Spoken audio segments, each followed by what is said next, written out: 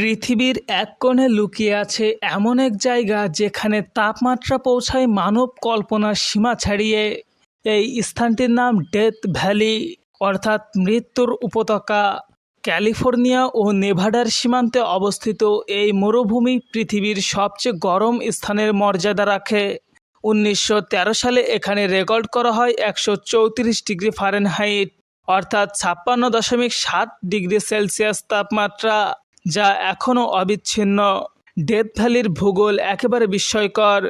এখানে রয়েছে বিশাল লবণ সমভূমি, গভীর উপত্যকা এবং বিশাল পাহাড়ের কোলে গড়ে ওঠা বিস্ময়কর ল্যান্ডস্কেপ। এই স্থান এত কঠিন যে প্রায় মানুষ এটিকে পৃথিবীর সর্বাপেক্ষা শুষ্ক ও শুষ্কতম অঞ্চল হিসেবে অভিহিত করে। তবে এই কঠিন পরিবেশের মাঝেও ডেথ ভ্যালি নানা জীবনের আভাস দিয়েছে।